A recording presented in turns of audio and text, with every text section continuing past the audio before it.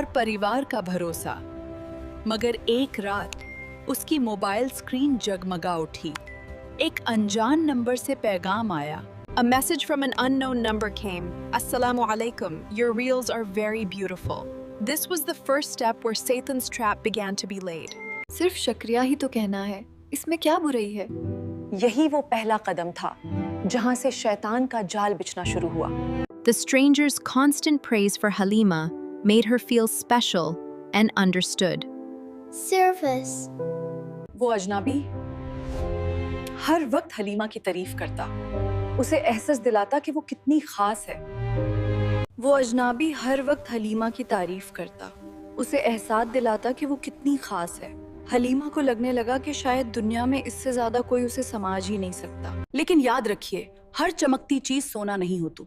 अजनबी मर्द हमेशा शराफत का मुखौटा पहनकर आते हैं ताकि आपका डिफेंस गिरा सकें। वो कितना शरीफ है, कितनी इज्जत से बात करता है। शायद यही वो सच्चा प्यार है जिसका लोग जिक्र। लेकिन याद रखिए, हर चमकती चीज सोना नहीं होती। अजनबी मर्द। मैसेज धीरे धीरे कॉल्स में बदले, कॉल्स के बाद फोटोज एक्सचेंज हुए और बात मोहब्बत तक बढ़ गए और वीडियो कॉल हुए और फिर मुलाकात का सिलसिला शुरू हुआ। दोस्ती दोस्ती न रही, दोस्ती दोस्ती न रही, इश्क बन गई। फिर मुलाकातों का सिलसिला शुरू हुआ। नहीं होती। वो हलाल की मिठास खोकर हराम की मत्ती चत रही थी।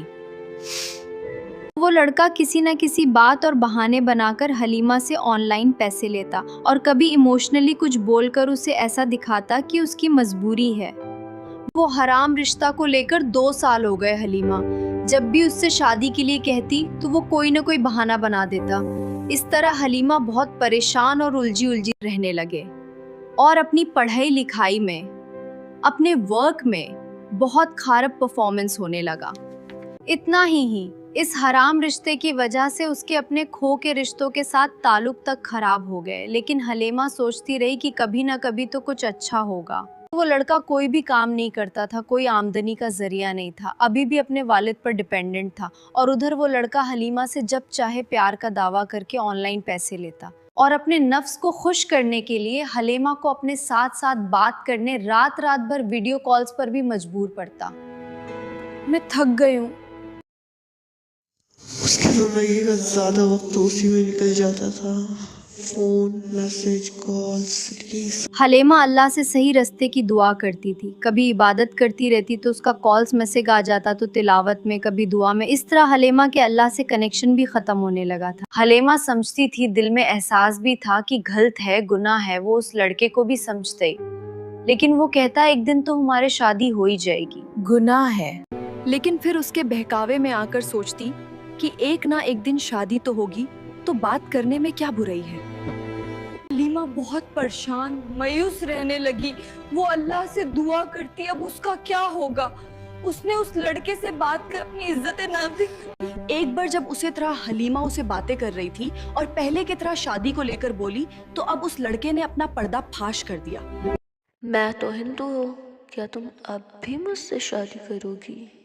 बोलो, करोगी? कह दिया कि वो हिंदू है और इतने दिन से एक मुस्लिम नाम के साथ बस हलीमा के साथ अपने वक्त गुजार रहा था। वो पूछता है कि क्या अब भी तुम शादी करोगी, लेकिन तुम्हें हिंदू बनना होगा। हलीमा खामोश हो जाती है और फिर उससे हमेशा के लिए ब्लॉक कर देती है। मेरा ज़मीर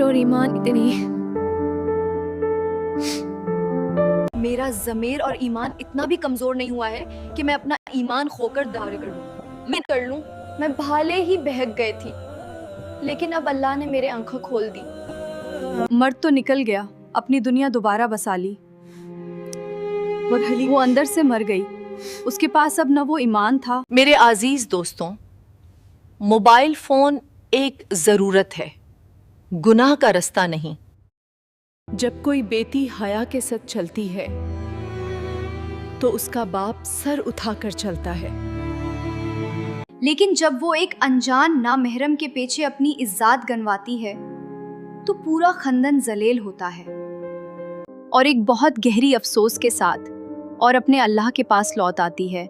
वो समझ गए थी दुनिया में धोखा का फरियाब है اور اس سے اپنے لائف کی سب سے بڑا سباق ملا. آج ہی فیصلہ کیجیے. اللہ کی ناراضی مول لے کر کسی انسان کو خوش مت کیجیے.